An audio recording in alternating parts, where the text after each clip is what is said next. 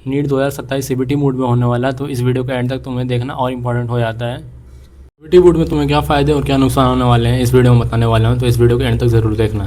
कहीं सबसे बड़ा ड्रॉबैक जो हमें होने वाला है कि हम लोग जब एग्ज़ाम देते थे पेन पेपर मोड में, तो उसमें क्या करते थे कि 99% लोग ये वीडियो को एंड तक नहीं देखेंगे और नहीं सीख पाएंगे कि सीबीटी मोड के लिए हमें कैसे तैयार करना है न्यू 2027 के लिए।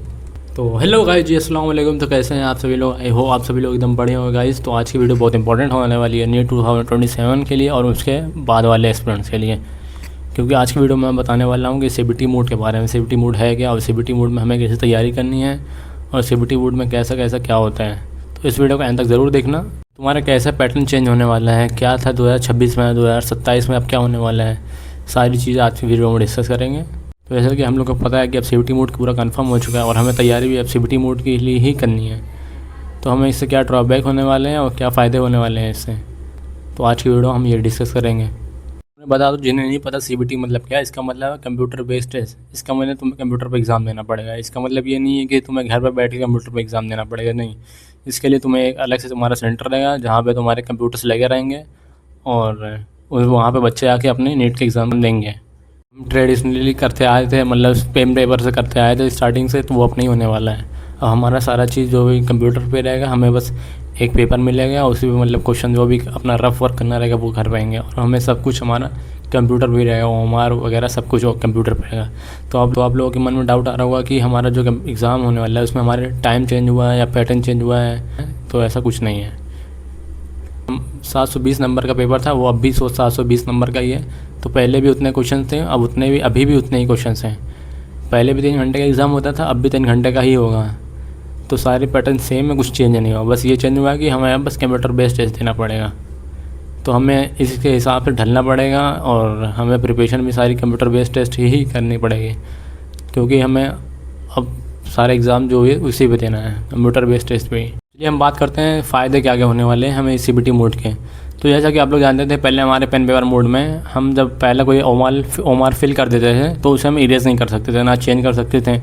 तो हमें इसमें सबसे बड़ा फ़ायदा होने वाला है कि हमें सिली मिस्टेक नहीं होगी। जो सिली मिस्टेक हमारे गलत एक ही जगह बी वाला फिल हो जाता था, वो गलती नहीं होगी। अब उसे हम लास्ट के एंड तक सबमिट करने से पहले चेंज कर सकते हैं। अगर इसमें बस हमें माउस से क्लिक करना रहेगा। अगर हम इसमें अभी ए कर दिए, आपको फिर याद आ रहा है इसका आंसर ए नहीं बी है, तो आप उसको बी भी कर सकते हैं। लास्ट के एंड तक इसको चेंज कर सकते हैं, हमारी सिली मिस्टेक कम होगी। अब जो लोग पहले सिली मिस्टेक की वजह से बबल गलत भर देते थे या फिर कोई सा भी गलत कर देते थे, तो वो अब उनसे सिली मिस्टेक कम होगी और इससे हमारे नंबर भी कम आते थे। अब वो उसके नंबर बढ़ने से चांसेस हमारे बढ़ जाते हैं। तो हम शायद सिली मिस्टेक कम करें लोग, और अब इसे एंड तक इसमें ये भी नहीं कर सकते हैं।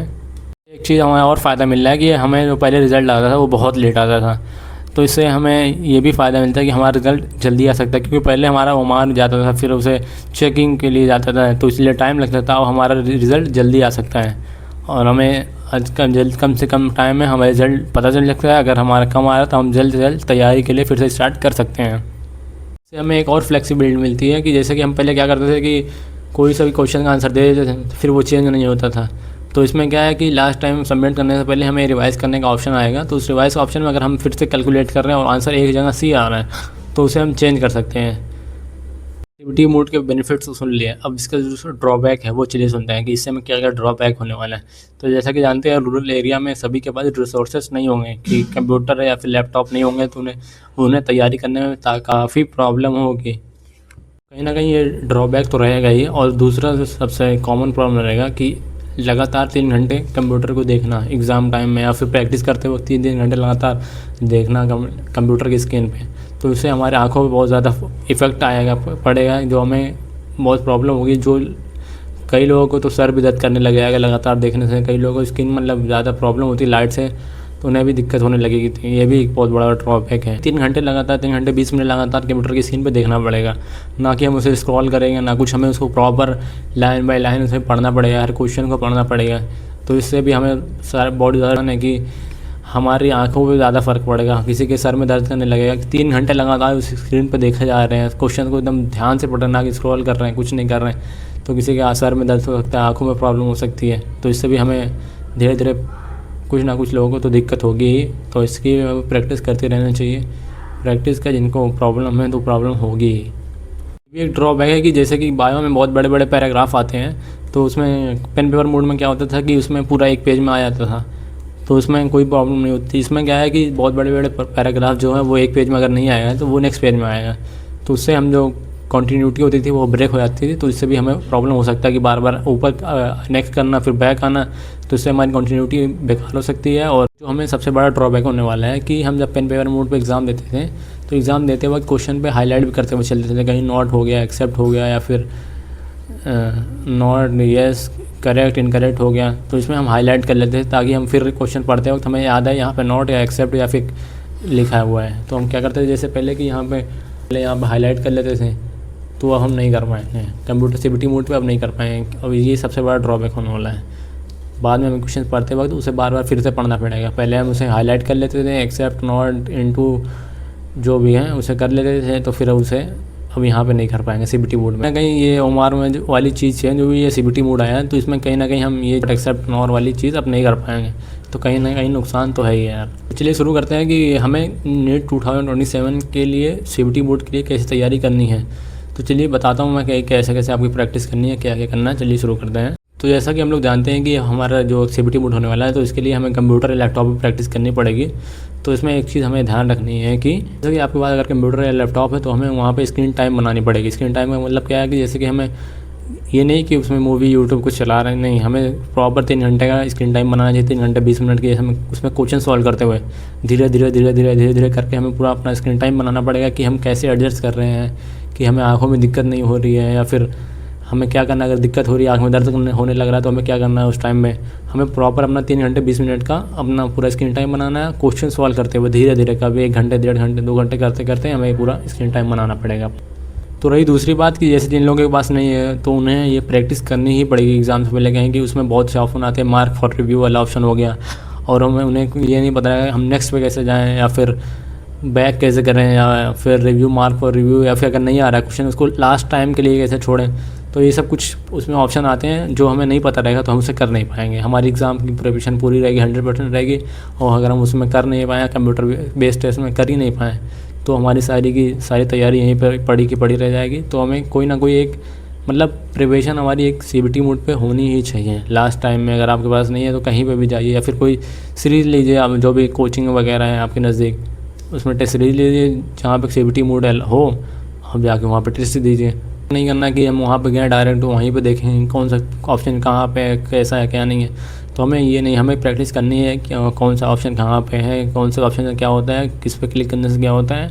हमें एक नीट के एग्ज़ाम के इन्वायरमेंट बनना ही पड़ेगा, इन्वायरमेंट फ्रेंडली बनना ही पड़ेगा कि उस इन्वायरमेंट में हम कैसा परफॉर्म कर पा रहे हैं, कैसा मतलब एग्ज़ाम दे पा रहे हैं, कौन सा ऑप्शन क्लिक कर पा रहे हैं कि नहीं, ऑप्शन हो रहा है कि नहीं हो रहा है, कौन सा ऑप्शन कहाँ पे क्लिक करना है, कब करना है, इससे क्या होता है, इससे क्या नहीं होता है। तो ये सब चीज़ के लिए हमें गवर्नमेंट के लिए हमें तैयार होना ही पड़ेगा, तो इसके लिए हमें प्रैक्टिस करनी ही पड़ेगी। तो इसमें मैंने पूरी बात कर ली, तो चलिए एक समरी के हिसाब से मैं आपको बताता हूँ कि हमें क्या क्या करना है, मतलब क्या क्या होने वाला है। तो देखिए सबसे पहली चीज़ में ना कोई आपका टाइम चेंज होने वाला है आपको, और ना तो इसमें 20 मिनट एक्स्ट्रा मिलने वाले हैं, और ना आपका सिलेबस चेंज होने वाला है, ना आपका नंबर ऑफ़ क्वेश्चन चेंज होने वाले हैं। पहले भी 720 नंबर का था, अब भी 720 नंबर का रहेगा, और हमें सीबीटी मोड की प्रैक्टिस करनी ही पड़ेगी। और अगर आपको आंखों में प्रॉब्लम होने लगती है स्क्रीन टाइम ज़्यादा करने पे, तो इसकी भी आदत डालनी पड़ेगी, क्योंकि हमारा सीबीटी मोड रहेगा। और हमें एग्ज़ाम से पहले सीबीटी मोड की प्रैक्टिस करनी ही पड़ेगी। क्यों, सीबीटी की वेबसाइट पर जाइए ना, क्या नाम है, एनटीए की वेबसाइट में, वहाँ पे एक ऑप्शन आता है एग्ज़ाम देने का, टेस्ट देने का, तो वहाँ पे जाके प्रैक्टिस करिए। फ्लेक्सिबिलिटी जैसे की बात करेंगे, वहाँ पे हम बार बार अपना क्वेश्चन का आंसर चेंज कर सकते हैं सबमिट करने से पहले। अगर हम कोई गलत फिल करते हैं उसको भी लास्ट तक चेंज कर सकते हैं। ये भी एक हमारे लिए एक फ्लेक्सिबिलिटी होने वाली है। और हमारा रिजल्ट पहले बहुत डिले होता था, वो मार्क चेक करने के लिए जाते थे, फिर टाइम लगता था, तो इसके वजह से हमारा रिज़ल्ट भी जल्दी आ सकता है। और जो एक और बात है कि हमारा एग्ज़ाम जो है वो जैसे जेई वाले बच्चों का शिफ्ट वाइज होता है, अब हमारा एग्ज़ाम भी शायद शिफ्ट वाइज ही हो, क्योंकि हमारे जो बच्चे हैं प्रिपरेशन करते हैं वो बहुत ज़्यादा है, मुश्किल है उनके पास। शायद सुनने में आया उनके पास जो है 1 लाख या 10 लाख ही कंप्यूटर है, 10 लाख ही कंप्यूटर हो पाएंगे उस टाइम तक, तो शिफ्ट वाइज हो। तो ये भी याद रखना है कि कौन सा क्वेश्चन हर शिफ्ट में सेम नहीं आया, कुछ से रिलेटेड कुछ और कुछ, हर क्वेश्चन की हमें प्रिपरेशन करनी है। क्योंकि अब की बार जैसे कि हर जगह पूरे ऑल ओवर इंडिया का क्वेश्चन पेपर सेम आता था, लेकिन अब अलग अलग आएगा। सीबीटी मोड के ड्रॉबैक तो होने वाले हैं कि किसी के पास लैपटॉप नहीं है, कंप्यूटर नहीं है, वो प्रैक्टिस नहीं कर पाएगा। दूसरी चीज़ आई फटीग होने वाला है कि लगातार हम स्क्रीन को लगातार देखे जा रहे हैं, ना कुछ स्क्रॉल कर रहे हैं। और तीसरी चीज़ जो है कि हम अंडरलाइन नहीं कर पा रहे हैं। पहले वहाँ पे अंडरलाइन कर लेते थे बायो में या फिर किसी भी सब्जेक्ट में कि यहाँ पे फिर बाद में पढ़ते थे, हमें वो चीज़ दिख जाता था। अब वो अंडरलाइन नहीं कर पाएंगे। तो ये सब चीज़ हमें आदी बनना पड़ेगा, इन सब प्रैक्टिस करनी पड़ेगी। ये सब प्रैक्टिस करके हमें इन सब चीज़ को अपने एग्ज़ाम वाले इन्वायरमेंट पे लाना ही पड़ेगा। आपको कोई भी डाउट हो तो आप कमेंट बॉक्स में लिख दिए, तो पढ़ते रहिए और फिर प्रैक्टिस करते रहिए। मिलते हैं नेक्स्ट वीडियो में, बाय।